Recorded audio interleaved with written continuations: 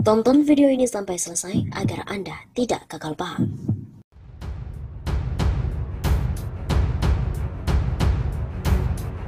Terungkap ada dana bantuan pesantren yang dikorupsi. Bagaimana Bos Yakut? Kemenak dituding menyelewengkan dana bantuan operasional pendidikan atau BOP pesantren dan lembaga pendidikan Islam seperti madrasah yang disalurkan pada Agustus 2020. Menanggapi hal itu, Staf Khusus Menteri Agama Muhammad Nur Zaman memastikan tidak akan menoleransi jika ada oknum terbukti menyelewengkan dana BOP pesantren. Tindak tegas, Kemenak berprinsip zero tolerance terhadap siapapun yang hendak melakukan penyelewengan dana BOP. Tegas Muhammad Nur Zaman di Jakarta pada Rabu 1 Juni. Ia juga menjelaskan ada beberapa kasus penyelewengan dana BOP pesantren pada tahun 2020.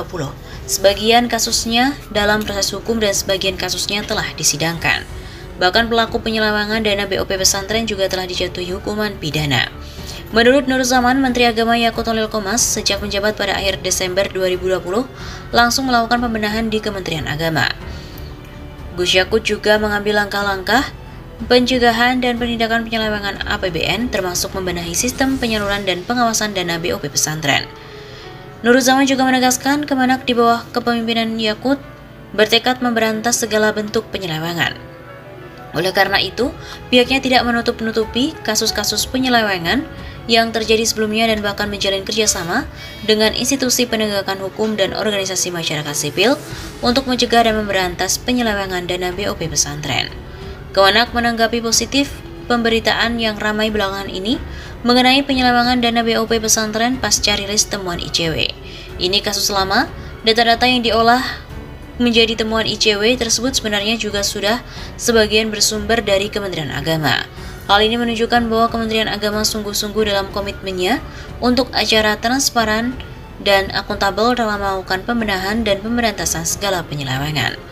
Kendati demikian, Nur Zaman juga menengarai ada sebagian pihak yang berupaya untuk memutarbalikkan fakta dan melakukan framing seolah-olah penyelewengan terjadi saat Kementerian Agama dipimpin oleh Yakut. Hal ini tentu perlu diluruskan agar masyarakat luas mendapatkan informasi yang jernih dan dapat dipertanggungjawabkan. Dana BOP pesantren merupakan wujud komitmen pemerintah untuk mendukung kemajuan pesantren dan para santri. Komitmen ini tentu perlu dikawal bersama agar tepat sasaran. Tutur Nur Zaman. Kita tentu tidak menginginkan pesantren dan santri menjadi korban stigma negatif akibat ulah segelintir oknum yang melakukan penyelewengan.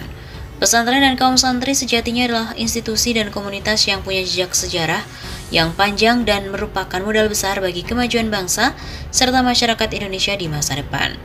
Sebelumnya diberitakan bahwa Direktur Center of Budget Analysis Ucokski Hadafi meminta KPK untuk menyelidiki kasus dugaan korupsi 2,5 triliun rupiah pemberian BOP untuk pesantren dan lembaga pendidikan agama Islam.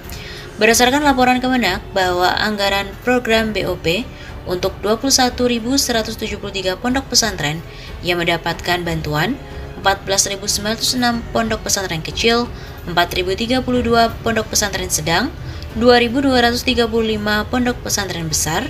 Selain itu ada juga 62.514 madrasah diniyah dan 112.000 untuk lembaga pendidikan Al-Quran. Untuk pesantren rata-rata digelontorkan bantuan 25 juta rupiah sampai 50 juta rupiah dan madrasah serta lembaga pendidikan antara 10 juta rupiah sampai dengan 50 juta rupiah.